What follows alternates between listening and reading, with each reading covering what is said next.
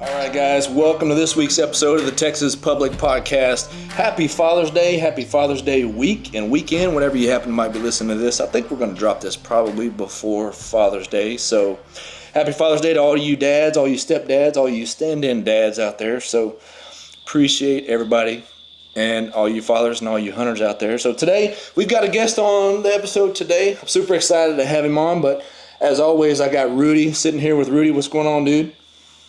What's up, buddy? How's it going? I'm doing good, man. How are you? I'm doing great. Blessed to put another deposit in today's world. Yeah? Feeling good after that nap? Yeah, man, had to.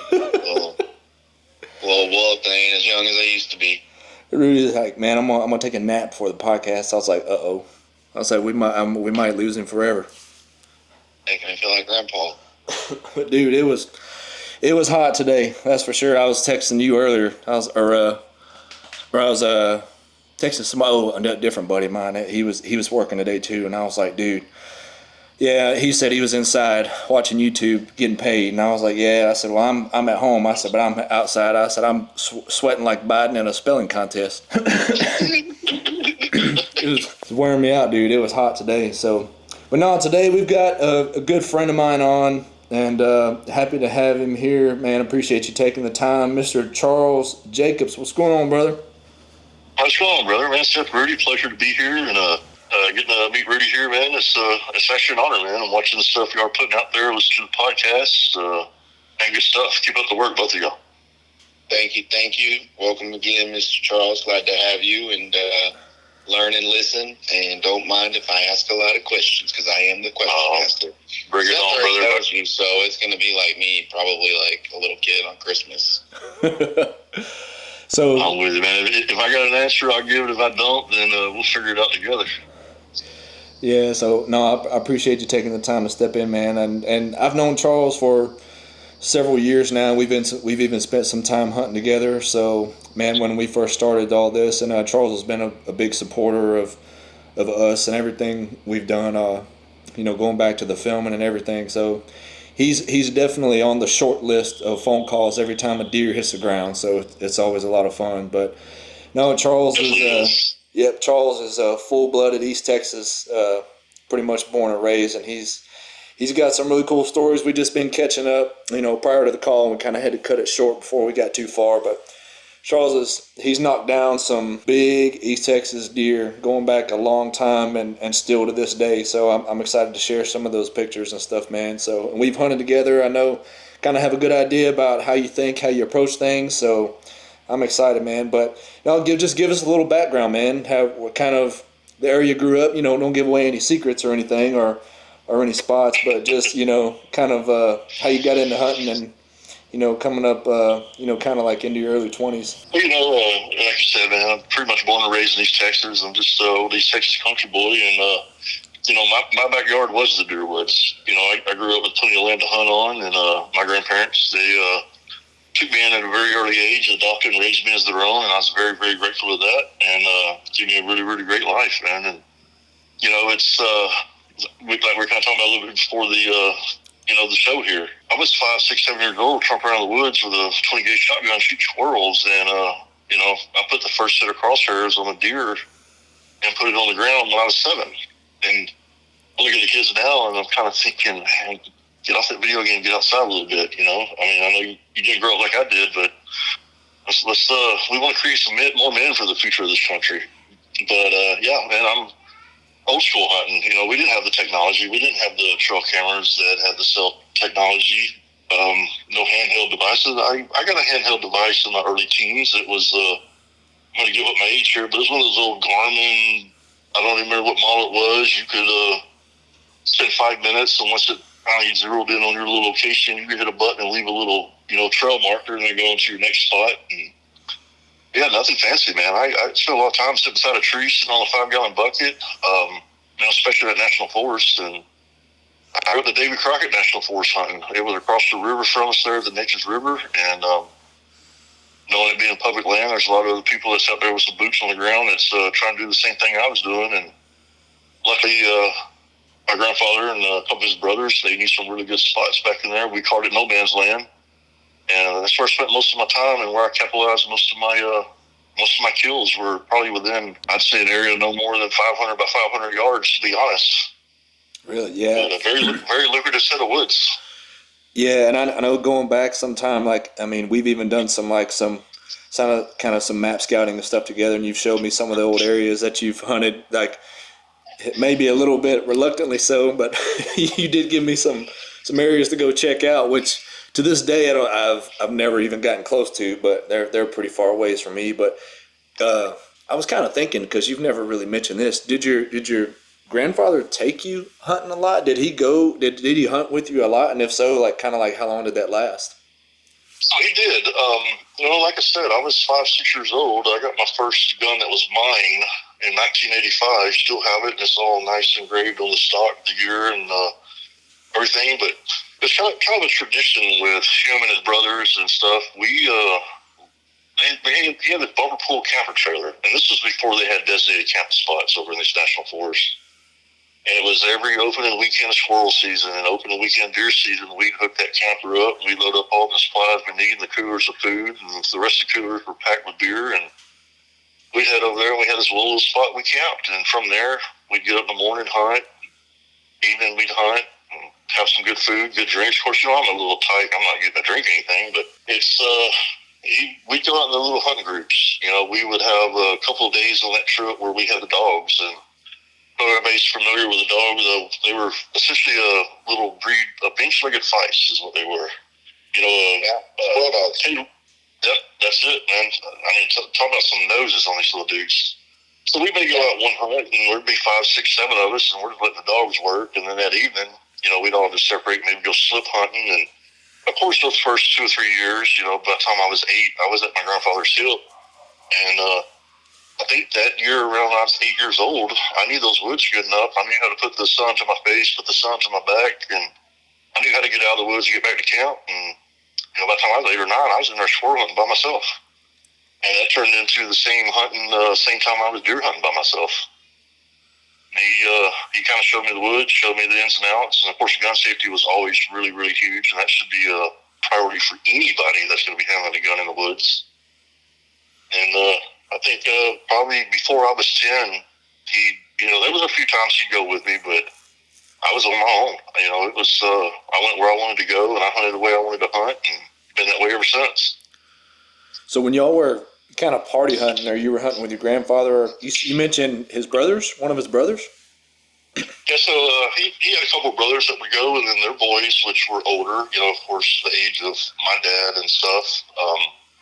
So, like I said, any given time with one of those weekends, we were over there camping, and sometimes it'd be a week trip. There'd be 6, 7, 8 of us, and the hunting parties, and Pawpaw was always the one, and I called my grandfather Pawpaw. We'd be in our little group walking and just waiting for the dogs to, tree up a squirrel or something, but he'd always get out in front of us or off to the side. He'd do a little slip hunting, knowing we're not trying to be quiet. We're letting the dogs do the work, so squirrels up in a tree or on the side of a tree, of course, as soon as we come around, that squirrel's going to turn that tree, and he got far enough away. We'd be trumping along, kicking sticks and throwing stuff at each other, and all of a sudden, look over, he done knocked the squirrel out, threw it in his pouch, and kept on walking. So, yeah, I'm always curious, those old timers, like what was kind of their tactics? Were they more like party hunting, kind of slip and walk? Did y'all do a lot of like sitting and hunting? Or kind of what was their strategy? It was 50-50 for the most part, but it depended on who was there. If it was him and the brothers and a couple of his nephews, then one of the hunts of the day was going to be a party hunt. One of the hunts, your morning hunt, your evening hunt, you're trying to get your bag limit. And one of the hunts for the day, whether we were there for the weekend or the majority of the week, was going to be a party hunt. And they wanted to work the dogs, and it was just fun. I mean, and there's nothing. That's a sight when you see 6 or 7 rednecks circle a tree that the dogs treed up on, and that squirrel's up there hiding, and it's got a vine on it. And if you shot the last squirrel, so you pull the vine on this one, so everybody circle this tree and pull the vine, and 15 rounds go off for one squirrel hit the ground. But I'll tell you what. And that's a ball of fun, brother. Yeah, so I gotta chime in on that part right there, because I grew up, in the woods too at a very young age with my stepdad, and anyways, the first real squirrel hunt that I went on was just probably 2 years ago with dogs and a group of people, and we're out there trying to just massacre these poor little tree rats. Like, I don't know what they did to us, but we were mad at them. It's like all the times that they hopped by you while you were deer hunting, that we just took it out that day. Yeah, it's payback for the last 3 months right now. Yeah, but it was like World War III, man. It's exactly what happens. The dogs tree the squirrel, and it's like 12 rednecks around the tree, and like 2 or 3 people go over there banging the tree with sticks and shaking vines, and squirrel comes running out and just like, do, and there's one little squirrel, and all whatever pieces are left of them come falling out of the tree. That's it, brother. And you called me today and it's squirrel season, let's go. I'm grabbing my boots while we're still on the phone, That's a good time. It was awesome. Yes, sir. And we did a lot of the slip hunting. We worked into an area where we knew that there were acorn flats and whatnot, and you settled in by a tree and you sit there and watch. And a lot of that little still hunting was, you saw the squirrel in the distance. Sometimes it may be right there. You never get up. You reach up, shoot it, let it hit the ground, remember where it's at, and wait for the next one. But there'll be times where you see one in the distance and you slip to it. You put a tree between you and it, and you move 20 or 30 yards, and then you relocate it and do it again. And, again, a lot of effort for a little old tree rat, but, man, that's part of it. The state, they decided they wanted to regulate them. They gave us the responsibility of doing it as hunters, and we're going to do it to the best of our ability. Yeah. Okay. So yeah, it is kind of interesting that you've kind of gone about things a little different. You grew up hunting kind of national forest, public lands, a lot of big woods and stuff, and then early, like mid '90s, going into the 2000s and stuff, and then nowadays you're hunting a lot more like MLD land, but which is a whole different perspective because it is like a lot of repetitive pressure, hunting around guys. So we'll talk about that a little later, but a lot of guys have lease hunt or private hunted their most of their life, and then these days everybody's at least taking a crack at it. So those early days, about what age were you? Let's just say once you hit 18 plus and you started, at what point did you kind of start dedicating serious time like into like hunting big bucks, like targeting, wanting to kill big bucks in the national forest, and based on what you knew at that time, like how did you go about that learning process, and what kind of strategy did that turn into? I think it was pretty early, pretty young, man. Like I said, I shot my first deer when I was 7 years old. Boy dropped me off at this area. I was just starting to venture off on my own, and he had kind of walked in. He dropped me off at this area that we kind of been looking at, and he disappeared, went and did his thing. And, it wasn't nothing crazy. It was, it was a 7-point. He had one busted off, maybe 13 and a half inches. But, man, let me tell you, to this day, that's the biggest deer I ever killed because that was my first one, and I've slammed some monsters in my life. But between that and probably the age of 12, where you just that maturity level starts setting in the way you grow up. You're still a kid, but you're a kid at a different level depending on how you grow up. That you start seeing what some of your other family members, your aunts, my aunts were, I got an aunt, she, bless her heart, she's had a stroke and she can't do it anymore, but she could slip up and hunt deer. She hunted with a 12-gauge shotgun with a little buckshot, and every deer she ever shot, I guarantee you, the pattern of that buckshot hitting that deer was smaller than your fist. I mean, she was just right there on top of them. She'd put her hair back in a ponytail, throw on a camo hat, camo shirt, and wearing blue jeans. And we all know what color deer can see the most. That blue starts glowing in those woods. Mm-hmm. But seeing them kind of, some of the deer that they were, somebody shot a deer, everybody goes to the house and looks at it, right? I think that early teenage, that pre-teenage year, it went from shooting the first legal thing I saw to spending that time of trying to get on a deer that I knew was there or I'd seen. And that was about the point in my life, I think. And, that was a long time ago. Don't laugh at my age here. I got a few years on y'all, but I think that was the time to where I really started realizing that there's more stuff in these woods than what walks out in front of you. So during deer season, during squirrel season, which, that squirrel season usually starts in October when the bow season starts, I was kind of utilizing my squirrel hunting for scouting. So I was getting the best of both worlds. I'm out here squirrel hunting, but I'm scouting these woods too, because here, 2 or 3 weeks, I'm going to be sitting out here with a deer rifle or I'm going to have my bow in my hands. So that's when I really would kind of get on some deer or get on some signs. And spend a little bit of time. There'd be times I would go from squirrel hunting to sit there, and I was actually deer hunting. I was just seeing what come through the area. You know, I wasn't even looking for squirrels anymore. I was scouting. You know, and by the time between that 12, 13, 14, I was really serious on chasing big bucks at that point. So you were young when you kind of got it in your head that you wanted to shoot something big for whatever reason. You know, whether, like you said, you family members, whatever got it into your head, you were. That's pretty young to just to think like, man, I want to put something big.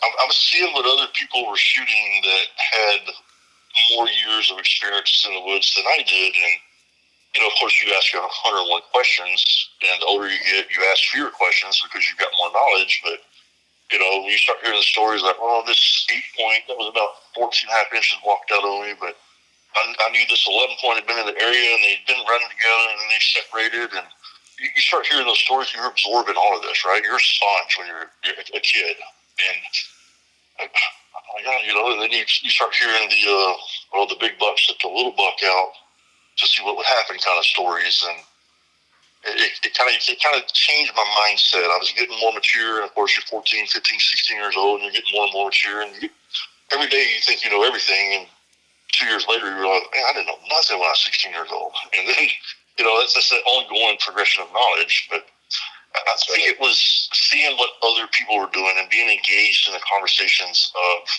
their hunts, and I killed my first deer when I was 7. By the time I was 12, I think I had 4 good, you know, 7 to 9-point deer I'd shot already, and I've killed maybe 4 or 5 deer. I was averaging from the time I shot my first deer. I think I was pretty much averaging a decent buck almost every year. I think there was one year, you know, of course, kids at school like, oh, you're just shooting up this year, and of course, you don't even want to show your face if you didn't kill a deer, kind of thing. And yeah, it was seeing what other people were shooting and going to their house and looking at their deer, or them coming by on their way home to show it to you and telling their story, and of course, you're asking questions, and then you're getting more information, and kind of transforms your mind into, well, I'm going to shoot one bigger than that one.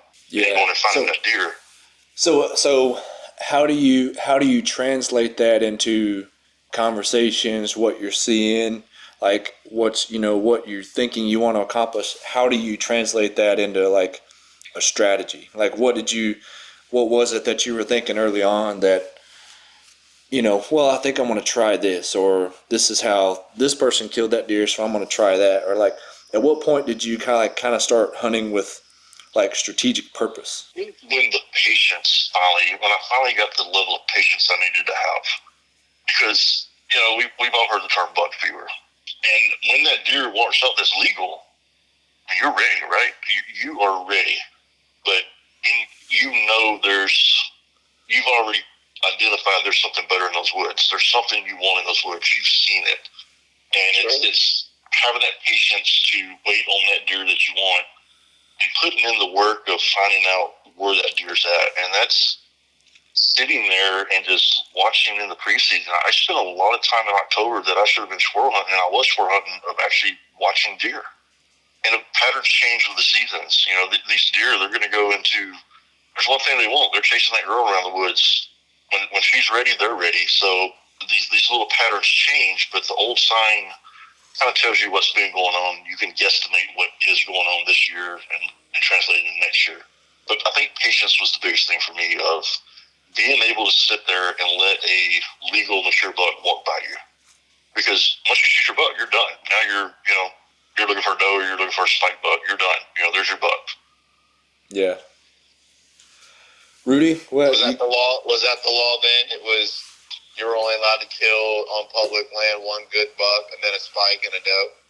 And that was it. And over the years, the doe has changed. You know, it was there was doe up to Thanksgiving weekend, and there was doe only the first week, and then there were doe the only first weekend. And a lot of the hunting I did was up in Houston County. By or off your tags? Just off your tags. Okay. Everything was just off your general white tags that you had in your pocket that you picked up at Walmart. Yep. But it was, one legal buck. I think at the time it was 13 inches, and then of course a spike or unbranched antler. And it was knowing that, and when you're sitting there in that moment, we've all been there, right? If you're hunting something bigger, or you know something bigger is there, you're sitting in that moment, and that thought's going through your head like, he's here right now. He's standing there dead and rights. But if I let him walk, am I going to get that other opportunity at the one I want? Or was this it? You know, and am I going to finish this season and then look back and, man, I had a nice 8-point, 15-inch standing there one time, 2 times, 3 times, but I passed it up for this. And that's something else you've got to accept, because I've had a few of those years. When I first got on this MLD property, my first year was, man, I saw a couple of deer I should not have seen. So what do? I'm hunting these 2 deer. And I hunted them hard, and I came up dry. You know, well, it's getting late. Let me put a doe in a cougar so I've got something to show for it. And that was maturity. That was in 2017, first year I got on MLB lease. I was still passing deer to shoot that deer I wanted. And I've done that most of my mature adult life. Yeah, but and you were patience was key. Yeah, and you that's part of adjusting to a new property too. You may have had some elevated expectations based on what you saw early, and you were like, man, I'm holding out for that again. And then sometimes it works out in your favor, sometimes it doesn't, right? So that's it. That's exactly what it was. I can agree to is the way he hunts and how he hunted, you know, and when he's talking about his maturity is how he grew, I guess, as a hunter as well. It's kind of like for me too, because you notice, like, you know, we've been hunting our whole lives, Seth, you know, and, you know, some like Reagan and Dave, really good friends of ours, you know, they're still very fresh in their hunting career, you know, but they've done very well. And they're very, very knowledgeable already, you know, they're growing, but they're very smart. They put it together and they know how to put it together. But anyways, they're like, man, if it's legal and it comes out and it's a target buck on our camera, one of the legal ones, we're shooting it, you know? And at some point, you're going to get beyond that, you know? And that's exactly. Right now. And for like you're me, a young hunter, you're a fresh hunter. So, yeah. Seth as well, I think, you know, I think we're at that point where we're like, hey, yeah, if it's legal, like in the Sam Houston, I would definitely probably shoot the first legal buck that comes by, you know, but anywhere else I hunt, and I specifically go to these areas to target bigger deer, you know what I mean?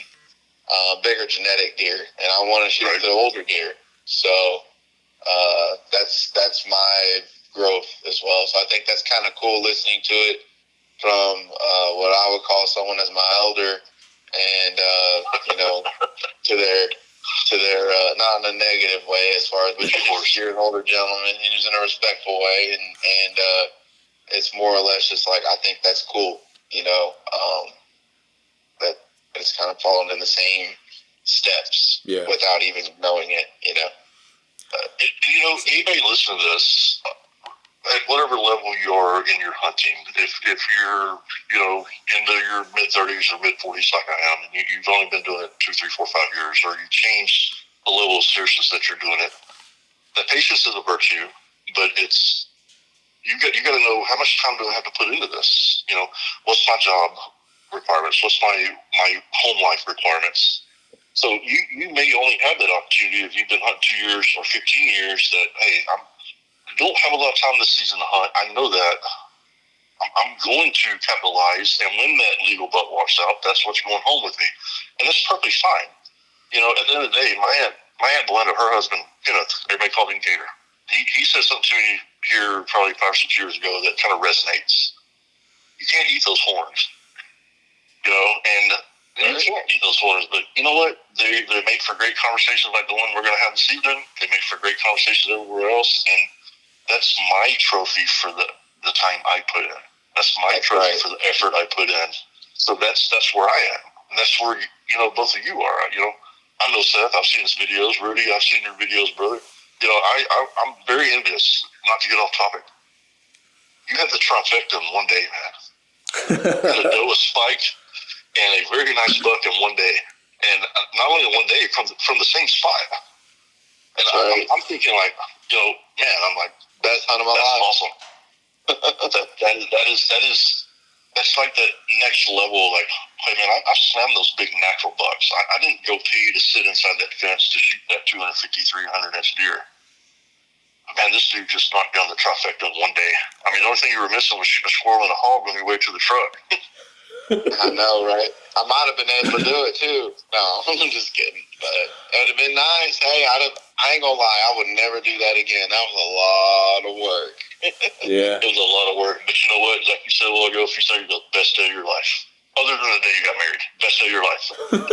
It was definitely one I'll never forget and always be glad to tell. So, and I might just change it from a 10-point to a 12-point to a 14-point. It was just, and that spike might turn into an 8-point by the time I'm done telling that story. but you know what that does? That elevates the next person, man. That those people that one of y'all's most recent podcasts, y'all had a couple of gentlemen on there. That elevates that next person. My elevation was my family and friends around my little small town. And if I told you how many people was in my hometown, you're going to tell me I graduated with that many people. We were less than 1,000, very small. But with today's technology and social media and everything, you can get more information out there. You can see more techniques and more harvest and how they did it, where they were hunting. And I tell everybody, hunt your woods. Hunt your woods. Don't do what I do in my woods. Don't do what this person does in their woods. Take what that person does in their woods. Take what I do in my woods and build that into what you do in your woods. Because I guarantee you go 50 miles down the road and those deer are doing something different. They're still deer. They're creatures of habit, but they're doing something a little different. The heat pattern of those does is going to be a little different. That rut's going to be plus or minus a week or 2 weeks to where my rut is. So hunt your woods, know your woods, and hunt your woods. Put that time and effort there, and get as much information as you can from anybody else that may be hunting those woods. Mm-hmm. Yep. All right. Really? All right. I'm gonna reel it back in just a little bit because I got 2 questions. One's a short answer, just so people can see where we're coming from. And then I got another question for you. So one, what was the 2 biggest deer you shot out of that national forest? 2 biggest deer. Yep. You were talking about. In 1996, man, I had found this point, this area. Hold on. I really hunted. I got a question that's going to get to that. So, about how big were those deer? So the first deer, my first biggest deer, let me say the biggest deer at that time, I was 16 years old. I shot a 167-inch deer out of the David Crockett National Forest. Oh, you had to tell 2 people years where later, it was, too. my senior year of high school, I shot a 172-inch deer in the same spot out of the same tree. Okay. So my question to that is, during that time, what type of areas were you looking for? Like, what was your strategy at the time? What type of hunter did you consider yourself? And you kind of talked about what you were using. You were kind of using that squirrel season for the scouting, but what type of areas were you targeting? Like, how are you getting on these deer? So I was targeting food sources, and once I found food sources, then I need to know what's around that. Are there safe havens of travel for these deer? Are there, signs of bedding areas? Are there signs of last year and the year before scrapes and rubs? So you can have 1,000 acorn trees that are raining all season long, but if the environment around that food source isn't there, the deer's probably not going to be there. And that food source is somewhere else. If you're in an area and you've got certain trees and certain foliage and certain food sources that are really thriving, they're thriving probably 250 yards that way, a half a mile that way. Potentially, they're thriving everywhere, so the deer's not traveling towards the food source. So that's always a consideration. And I'm looking for the doe. I want to see the signs of the doe. I want to see those tracks in the mud. I want to see those dried tracks. I don't care how old they are. I just want to see the signs of the doe. And then I see the signs of the doe. I want to see the doe now. I want to see what kind of groups you're running in. I want to see what the age of these doe are. I want to see the doe. So I'm finding the food sources. I'm finding the signs that the doe are there. And I'm finding the environment of a mature buck that's going to work this area. These scrapes, they're laying them down. They kind of do 2 patterns. They're going to do, especially along some kind of right-of-way, tree line, roadway. I've seen it real popular. They're going to lay a line. Maybe every 20 yards, maybe every 50 yards. But they're going to run these circles, and these circles are going to turn into figure eights, and they're going to overlap each other. And what I noticed in the area I was hunting, some of these scrapes and some of the bucks I was seeing coming through them were on a 7 or 8 day pattern. But when that little PreRut kicked in, man, those patterns turned into every 2 or 3 days. So I'm really looking for the patterns. I'm looking for the signs, and I'm trying to spend enough time in the woods to identify these things. I didn't have the Onyx app. I didn't have the cell cameras that were sending me pictures as soon as it went off. It was my time in the woods, and so many evenings I would leave that school in high school, jump in that truck, and try to burn the back tires off of it to get out to the woods so I could spend an hour or two before dark to go look at stuff. And then do it again the next day, and do it again the next day. And it was time and effort. But back to the story, I get off track. Yeah, I'm looking for key things, man. I'm looking for bedding. I'm looking for traveling paths. I'm looking for where this buck's going to stay, feel like he's safe, pinch points, ridges he's going to stay on in certain winds. If the wind's the other way, how's he going to travel the same area, or will he travel the same area if the wind's in a different direction? Looking for all the factors that's going to increase the chances of that deer being in that area, or a deer being in that area that I want to capitalize on. So I think you mentioned one point early on for somebody who's a little newer, when you're, a food source to us may not be this, it's not going to appeal the same to a deer, right? If you got a 5-acre oak flat, or a big bottom area that's just open for as far as you can see, and you can see 250 yards in there, and it's too wide open and it's too thin, and then everything in there is raining. There's nothing to single out that opportunity. And it's an opportunistic funnel. You can't pinpoint anything, so there's no you can't strategically use that. It's like, well, all these are raining, but probably the oaks are doing good. We've got a good mass crop. I just need to find this in better cover, in better funnel areas, and then with better sign, right? Because some people might see a ton of acorns, right, and be like, "Oh man, the deer are going to be all over this," and they're thinking with a personal mindset, not a deer's mindset. My question to him is, what kind of undercover brush, thick cover, what was it to you then? Because I know what I normally run into tracking these deer, where these big bucks go when they're shot and wounded, stuff like that, on all these public lands around here. Man, it's thick, like Yo Ponds, Palmetto, beautyberry thickets, a combination of all of the above, in pine. You know what I mean? I exactly what you're saying. And taking a step back, at what age did I get this seriousness of big bucks, right? Well, they come with patience and maturity and knowledge. We want to sit here, so many people I talk to, so many people I know right now that hunt, they want to be in an area where they can see as much stuff as possible. I want to see as far this way as I can. Okay, great. You just covered more area. But once I got to a point, I realized, man, these deer will walk through things I can't crawl through. These deer will walk through areas I can't crawl through. These deer feel safe in these areas. Now, around that area is a huge factor of elevation grades, CMZs, valleys, draws, creeks. So that's all a huge factor too. So you're exactly right. You travel a lot of deer, and you feel like, man, this thing, did he come into this because he was hurt and he felt safe, or did he go to something familiar? And you'll see a lot of times, and I'm sure you've seen it. Someone shoots a deer that came from this direction. And it went that way. When that deer actually circled back around and was trying to head the direction it was coming from, which, that's right, in his mind, it was safety. And then you realize that deer didn't run up in all this thick stuff because it was trying to hide. That's where this deer came from. That's where this deer has always felt safe. So that big acre flat that's got 40 trees that's raining acres, go find that 140-inch or 24-inch acorn tree that has all the surrounding geographic and topographic things that a deer wants, that you've learned that makes that deer travel that for a reason. Hunt that area. Don't hunt that big open football field of acorn trees.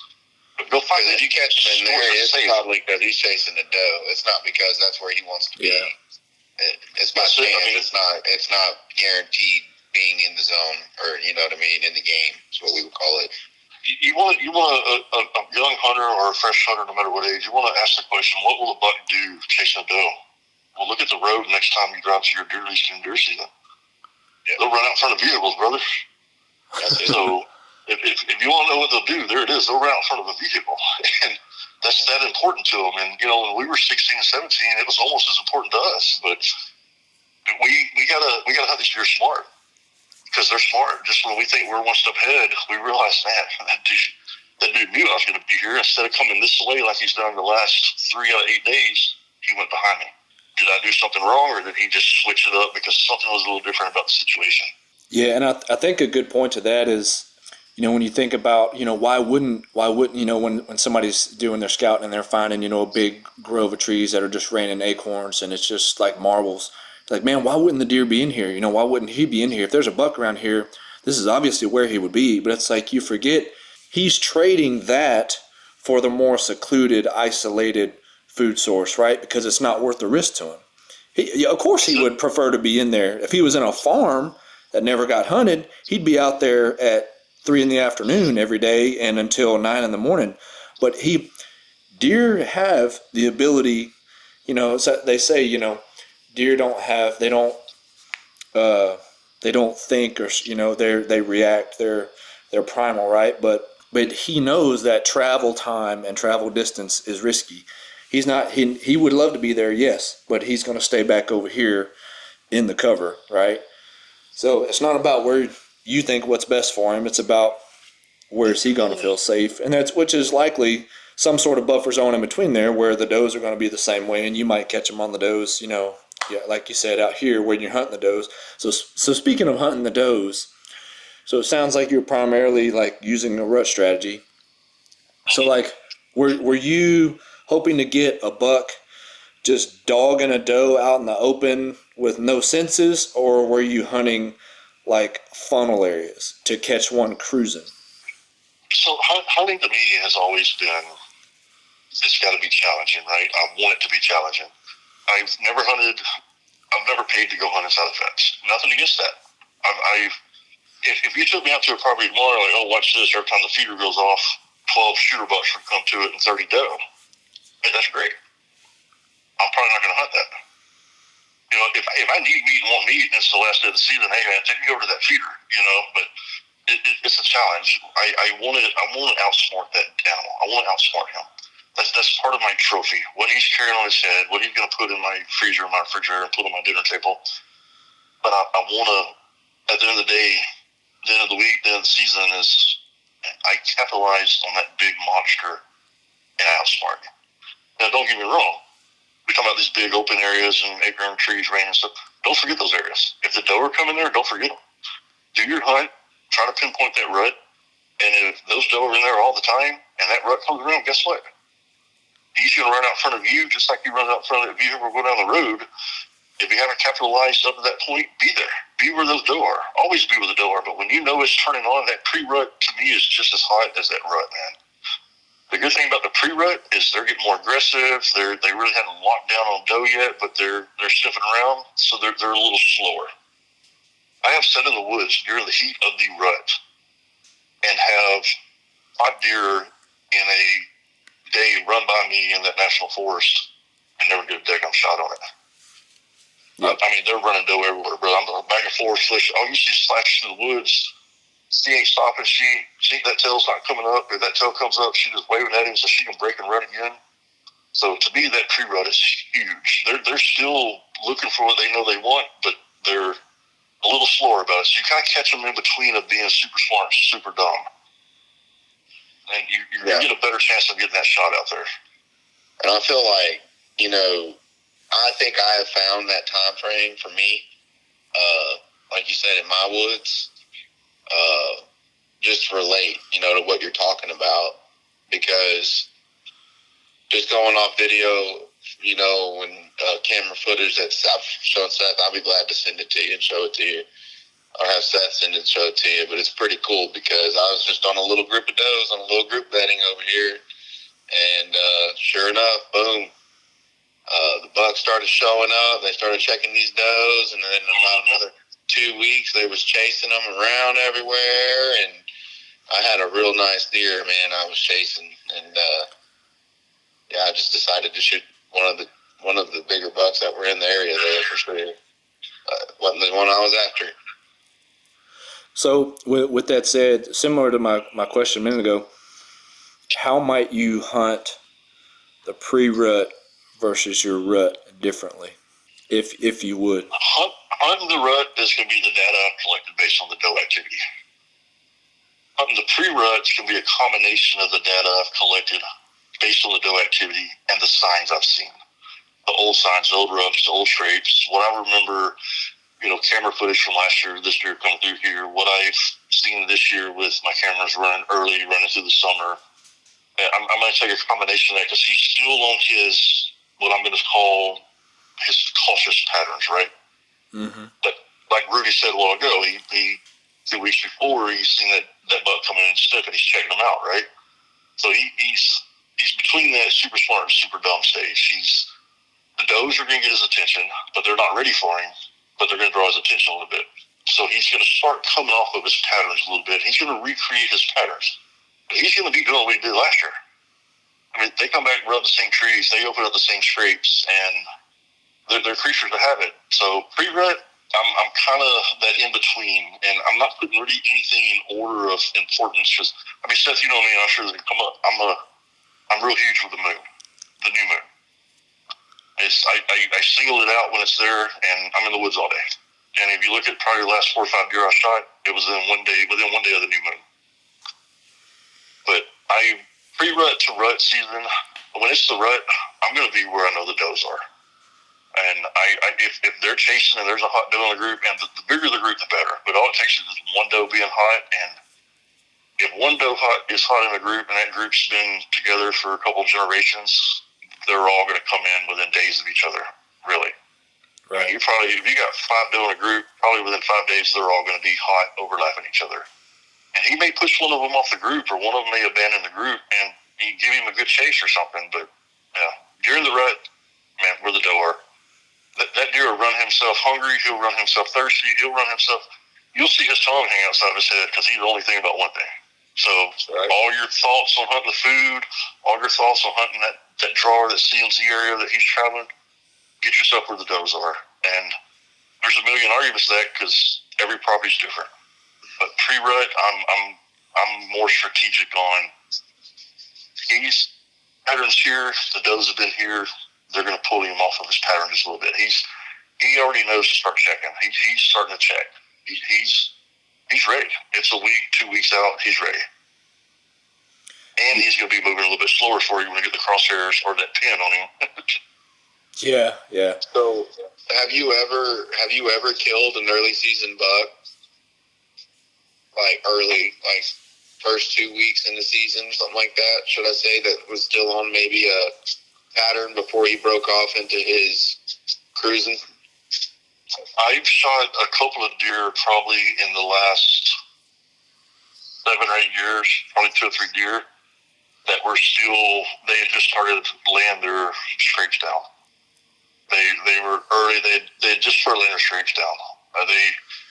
I was actually set up an old scrape that I knew for the last 2 years a really decent buck to be coming through. And from the first year to the second year I saw him, he had probably put on a solid 7 or 8 inches of horn mass. And I couldn't get on him that second year. That third year, I hadn't really heard any conversation of a deer of that caliber being shot. And I'm still, again, I'm hunting deeper than the wolves. Nobody knows where I'm at. But that third year, I was set up really early, and I was bow hunting. And I guess this was, actually, I'm going way too far back. This was when I was about 20. That would be that's deer. That was the year after that I quit bow hunting, and we can get into that story later on at another time. But that scrape hadn't been touched since the previous year, and I just happened to be sitting there when his first day to come through and clean it up and open it back up, and I watched him. He went to pawing, and he went to ripping some limbs and sniffing a few things, and he went back to pawing, and he got just the right angle on me, and he was at about 40 yards, and I went pin number 2 on him, and we're still talking old school, aluminum arrows and traditional 100-grain broadhead arrows. So none of that fancy stuff. They were old school Eastons, man. Come on. Right. They didn't have none of that fancy technology. This old school 100-grain broadhead, brother, and man, I cut the top part of his heart in half and clean passed through, and he broke. Took about 3 or 4 hard steps, and his body he was done right there. and that was probably, I want to say that was the end of the first week around October. But fast forward to two most recent, I've shot a couple middle to late October in the National Forest, and then one on this MLD property that were what I say for the areas I was hunting. It was before the pre-rut. So I think it's interesting. I think some people out there, maybe they need to hear it. When they think of scrapes, they think automatically like hard pre-rut, like, oh man, they're getting ready. But there's some different types of scrapes. But because I see scrapes as early as late September, like middle of September. I've even posted it on the channel, like in the last several years, like as early as you see them. So I'm not saying it's a slam dunk and they're easy to hunt, but they'll start laying down that sign, and that doesn't mean they're like everything's about to fire up, but you can use it to decipher your area, and you might be able to get a game plan off of that. But well, some of those little things that you're talking about, those little scrapes, and just to kind of put it out, is it's maybe them. They have their testosterone is rising. They've got to let out that anger. So if they're in velvet and the testosterone spike is there, that's what they're going to do. Or if as soon as that velvet comes off, we all know that's when the testosterone starts really rising. And they may be going from one section to the other, to check for does, or say, hey, is there another guy over here that I'll hold these does down until they're ready and then move along or whatever, But yeah, it's not like like what you would consider either a community scrape or a hardcore scrape that he's setting up on a doe bedding area watching some deer close by, Yeah. Like frustration rubs. You seen those where they just no purpose or point. They just don't tear up a little tree and kill it for no reason. I watched a deer, one of the last years I hunted the National Forest, which was probably 2015, 2016-ish. I see something moving in the distance, and, I'm in a climber, and I've got my rifle with me, and I look over, and this guy's just ripping up a little bush. Like, what is he doing? He's not rubbing it. He didn't want it there. It's the only thing I could figure. And he wasn't nothing fantastic. He was a younger buck, probably 2.5-year-old. He had maybe 120 inches of horns on his head, but he was just. I watched the dude for 20 minutes just destroying this thing, and I don't know why you can't ask him, he's looking to you kind of thing, but you grow up and you hunt so much and you see these activities, right? And then you see something like that just kind of stands out. Like, what's he doing? And I've seen it more than once as far as evidence-wise. And I feel like those little scrapes that you see sometimes, just what I would say aren't really important. That's what they are. Just like, all right, here's a spot. I think I smell somebody come through. Let them know that I was here too. And Pete right there. What? Come fight me. You know what I mean? Yeah. My wife just bought me over a little pour of Weller's. Gentlemen, I hope y'all have something on your end. Yeah, and you also see a lot of those younger bucks, sparring and laying and just messing around on those small scrapes early season and stuff like that usually. And then like you'll get a picture of a big one like in the background, and he don't really want to mess with it yet. And he's like, he just lets the kids play almost, But somewhere in the cover, they might have their own licking branch usually that they might hit, right? So, but without getting too deep into that, was there ever any particular terrain feature or funnel that you like to hunt best, or that whether it was I know like primarily around the rut, but did you ever use like terrain features or points or water or anything like that for your setups? I mean, especially like were huge for me. That's still huge for me. Wolf Den. That's a pretty nice drop down there. That's the first ledge before the top bank of the creek, and it falls into a bottom. Combination of it being a water feature, it's a cut creek bank or in that national forest.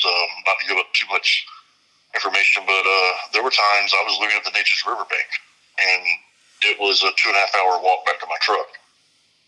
But it was that big grade change. I want to hunt. I want to hunt down into it if the wind's right. I don't want to be in it because I know it's still a sense of cover. You know, if they're in the thick areas, that's a sense of cover. If they've got a really low area to travel through and the wind's right and they can utilize their sight, their sound, and their nose, they're going to get low.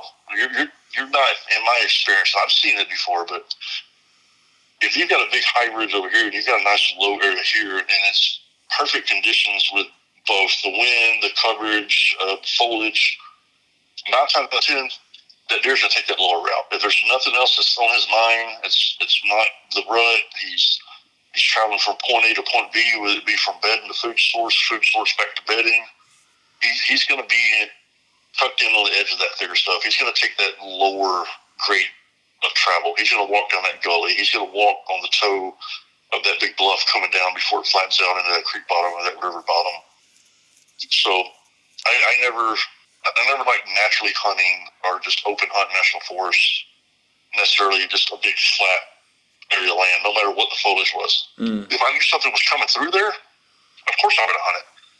But if it's just no grade changes, or it's not a creek or draw where there's got water or it's dry in the vicinity, or I'm looking into it or looking over it, or it's to my whatever direction, if it's just in the middle of the woods and it was big, just flat laid out area and all the right food source was there and all that,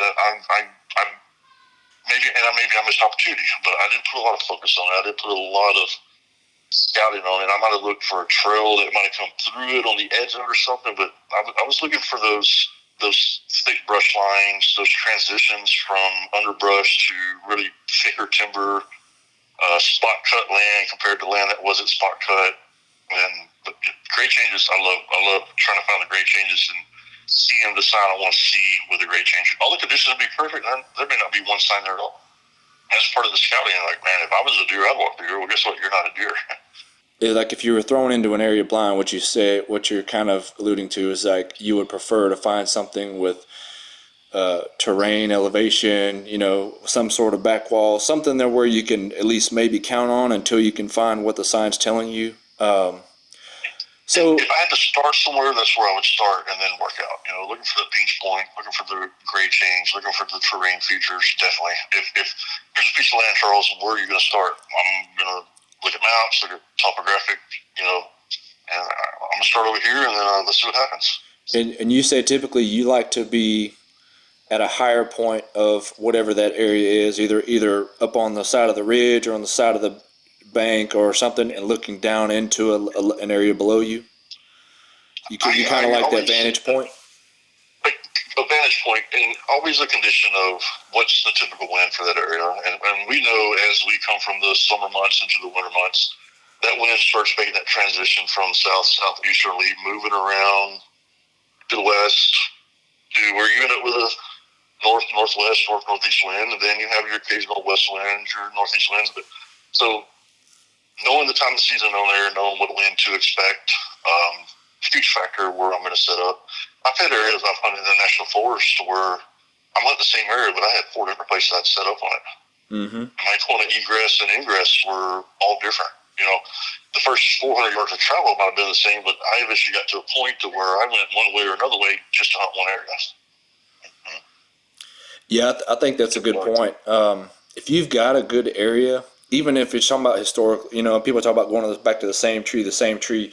I get that, but you need to be willing to move 10 yards this way, because like the wind may be a little bit different degree than it was, last week or last time you were there. And it's like, if you've got that intel, you're like, well, I'm trying to be just off, so I need to shift over. I mean, that was a good example of what I did last year. I hunted the same spot, a couple of hunts, in a row over the course of a few days. Not that I sat all day, but I sat in like three different trees for sure, within this same little, 2 or 3 acres, like, bow hunting. But I moved around in there. I just didn't say, well, this is a good spot, So I think people need to be open to that. A small shift might be needs to always be in your back pocket. Don't be afraid to climb down at 9:30 in the morning and go reset up. You know, a deer is going to speak more on visual than they are sound. I've got video of me filming a deer on a food plot and a very nice, respectful buck, and a member on a lease that was 400 yards away shot a hog. You can clearly hear the gun go off in the video, and that deer never flexed. He didn't care. These deer, they're going to speak more on if something's moving and that movement changes. I've seen deer in the woods when I was traveling before, and I don't break my travel. I keep walking. And I've probably a half dozen times in my life, I've walked by deer laying there within 20 yards of them, but I did not break what I was doing. Yeah. If I'd have stopped, that dude would have been gone. And there were several times where oh crap, deer, I stopped, look at it, and I ain't gonna be here anymore. But yeah, don't be afraid. If the conditions you were hunting changed on you, well, guess what? The conditions are already bad. Go ahead, scope that area out. You know, put a visual on it really, really good. Ease out of your hunting spot, whether it's coming down a tree or getting off your bucket. Go reset up. Say you did bump something. Hopefully you didn't bump that big boy, but say you did bump something. You bumped a doe. Man, I didn't know that doe was there. And that's fine. You don't know what you bumped walking in there at whatever hour of the morning. Go reset up. Let the woods calm back down and keep hunting. Utilize it. Yeah. So with that being your typical kind of the setup that you would maybe prefer to hunt a majority of the time, or something that you were more attracted to, you feel like you had more success in the mornings or evenings, or were you more like, because I know talking over the years, you're not afraid to sit all day, that's for sure, or like you said, get down and move, but you're going to the woods and you're not coming out. But just in generally speaking, do you feel like you had more success in the mornings versus in the evenings in those type of areas?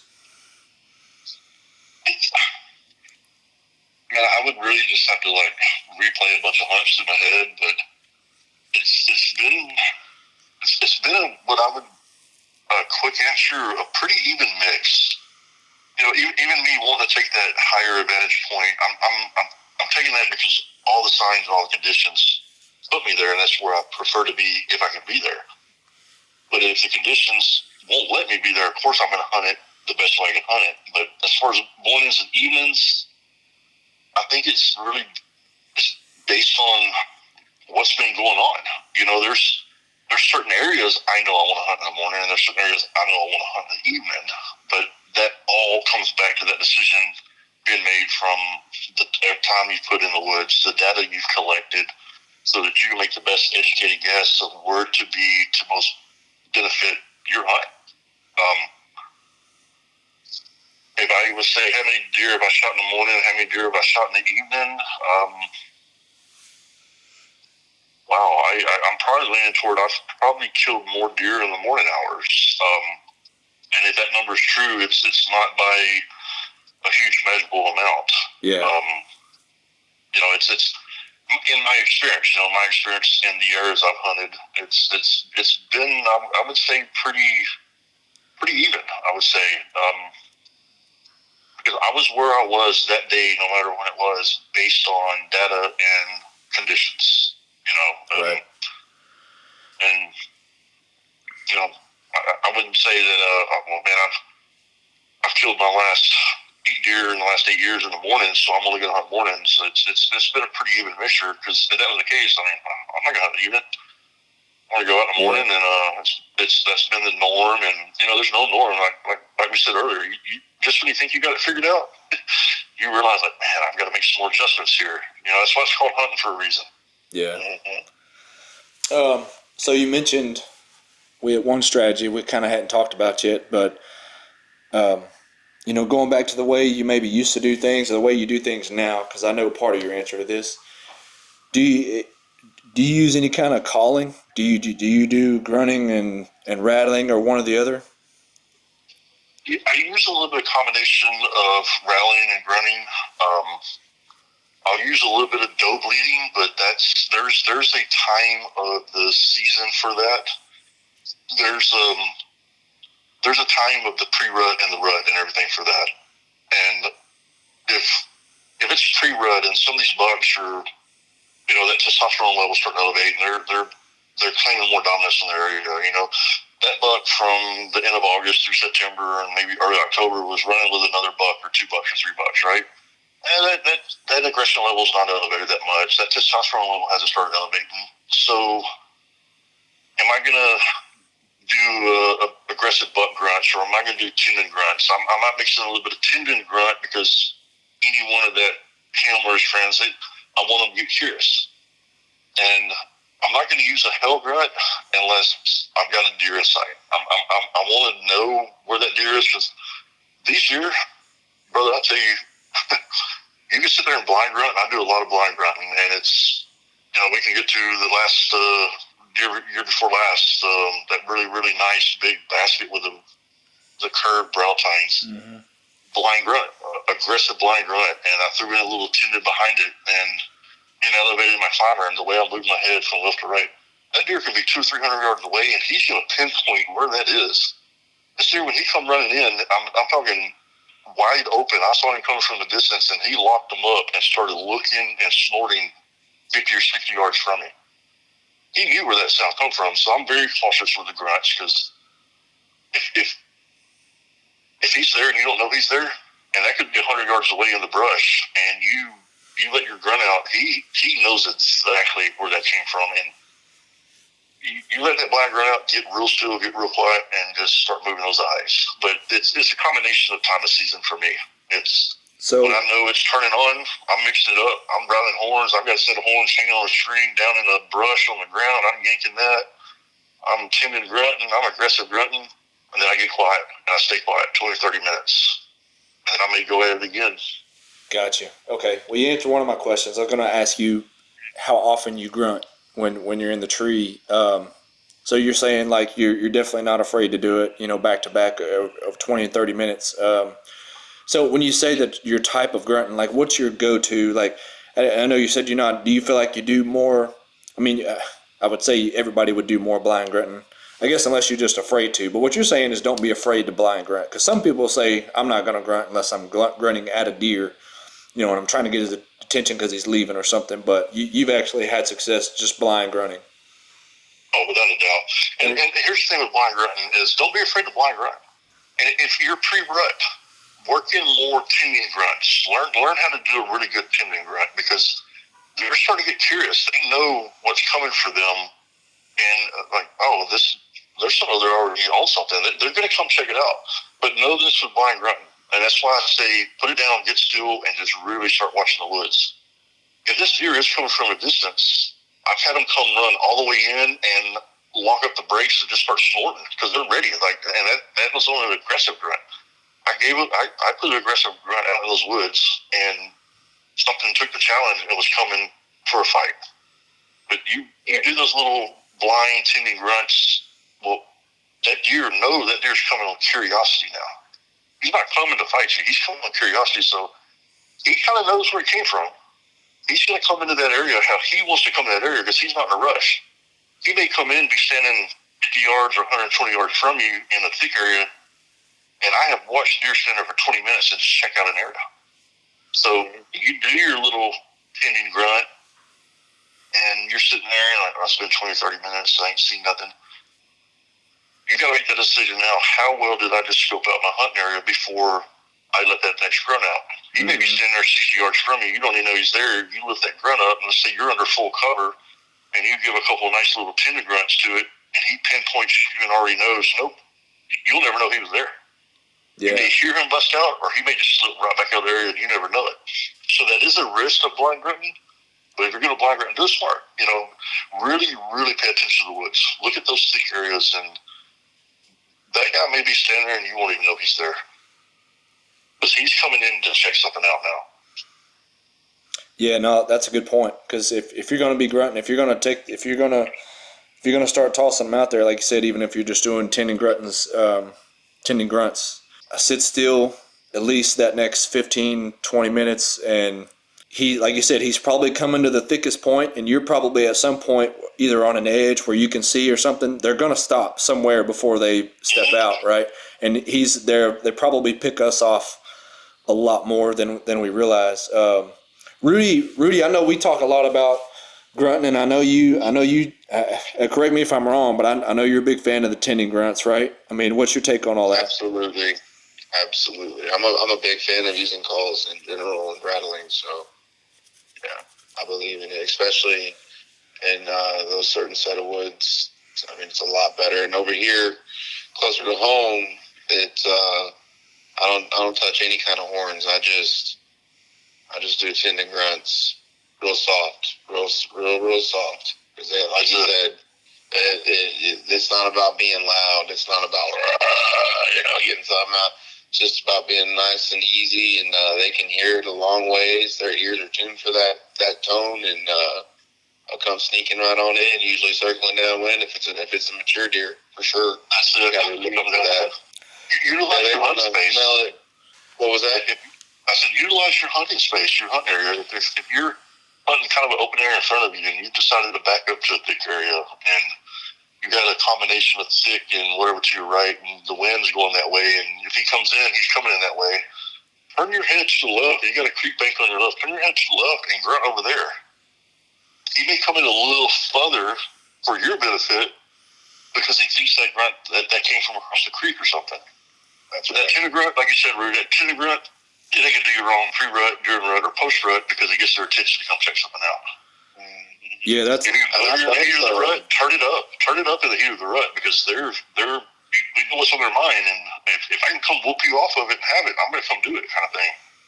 So, like, here's a good scenario. You can do like what I call just a contact grunt, which is just like a 2 to 3 short grunts, not real short. I'm talking just shorter, maybe 1 to 2 second grunts, and and you want to do that at a medium tone at first. You want to make sure the area is clear before you pick up. Like you said, you've got to do a lot of checkoffs in your area before you even reach for the grunt call, right? That's key. What you just said, a medium tone.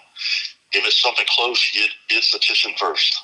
That's right. And if you get that deer in, and you hear him or see him, and you know he's coming to check out what you just did, and he locks up, I am going to go as soft as I can, and I am going to turn and maybe even put the tube of it in my armpit or in my jacket, and turn and just barely, soft. And he's going to hear it, but he's going to feel like it's further, maybe a little, like you said, on the other side of the creek. He's going to have to come past you. You already know he's coming to you. And now it's just a little further. He's got it dialed in. He's just got to get there now. That's it. That's so key. Anybody listening to this, that is so key. I see people grunting and their whole chin out like they're blowing a trumpet because they want the whole woods to hear it. Work your area. Grunt for your area. Move that around, and I don't want the deer to slip up in that thick area over there and me not know he's there. I want him to come out where I get the shot. That's the whole point of grunting, getting him to come to you. Yeah, and they're throwing that grunt out to the widest open space in their hunting area, right? I mean, I think just optically we probably default that. Like a lot of people are just looking down the lane that they're hunting wherever they can see most, the way they set up their stand so they can look straight, like that's what you do, right? And then they're just throwing that grunt out there to that same space, which makes it easier on the deer, right? But I think both of y'all, and it's interesting to hear both of y'all mention the same tip about throwing that grunt somewhere else. You got to mess up a lot to learn, and that's it. He can come to that area. He should come check that area out. That's right. I think here's something, since we're talking about calling, and I got to give it to Harry Stanley on this one, and I don't remember who he heard it from, but it was a podcast from somewhere. But, taking a string and tying up to, just smaller. And this is a good tip for early season, or like I would say not preseason, but like mid bow season, something like that, when the bucks are starting to light spar and tickle up a little bit. But taking 2 of them and tying them off on a string and dropping it down to ground level and just kind of like popping that string and letting it hit the grass and tinkle and, maybe into a little bit of a brush, and you're letting them just kind of clackle. It's nothing crazy, nothing major. You're not trying to draw a crazy scene, but enough sound and commotion to sound like two small young bucks just tickling each other. Because sometimes that'll draw the big buck in the area, like, hey, these little shits in here. He's curious. He wants to come see you.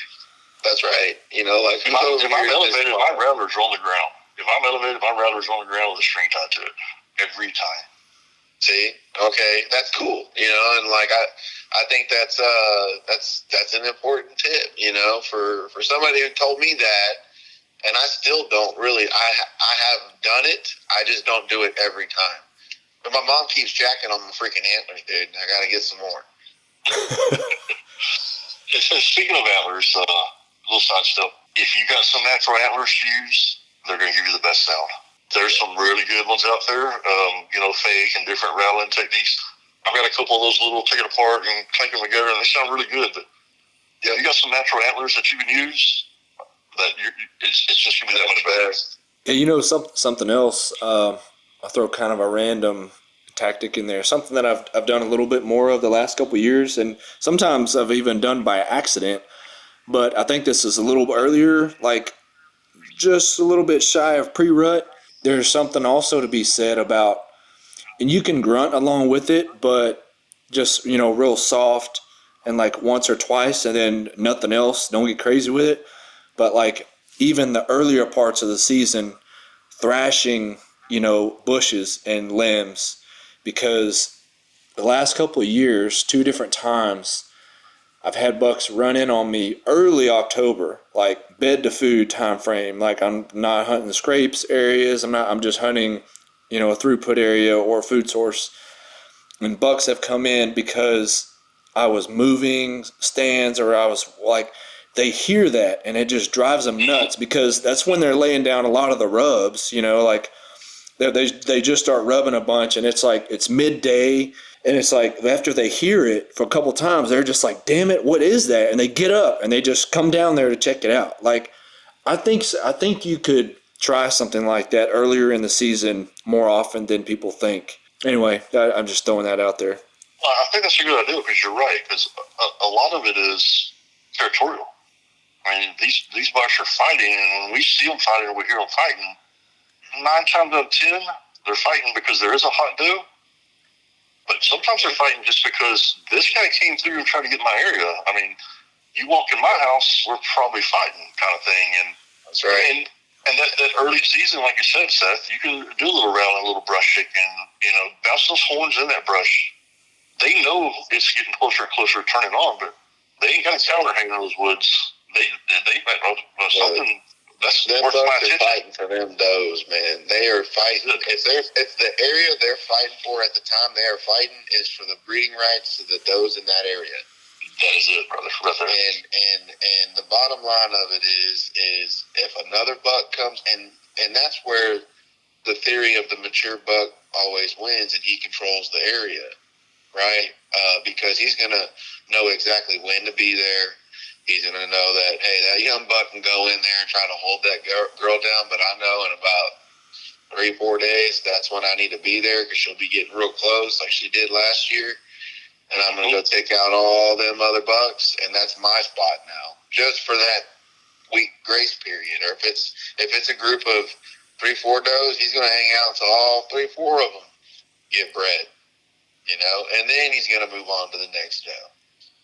You're exactly right. Good They're point. chasing groups. There's just pockets of does and all over the place, and you've got to learn over time, you know, and with data like he did, and putting in that work and hunting different areas. Like this group over here was in heat and breeding cycle at this time of the year, and this one was in this time of the year, so he can hit those different spots and know that I'm going to have some different bucks to chase in these different time frames if I don't lock it up in this time frame. They're smart creatures, man. Very, very smart creatures. All right, guys, we are going to hit the pause here with Charles. We've got a lot of good conversation coming up. We're going to come back next time and talk about more about how to hunt buck loops. All right, guys, we're going to hit the pause button with Mr. Charles. We've got a lot of content left. We're going to come back for a part 2.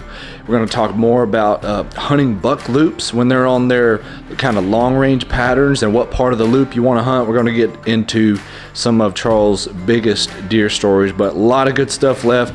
just too much to share all at once. So appreciate you guys listening to the podcast, and do us a huge favor, leave us a review on Apple Podcasts or Spotify. Share the podcast with a friend, guys. Come along with us as we grow the podcast here in Texas, and thank you from the bottom of our hearts for stopping and checking out the show, and we will see you back on the next episode.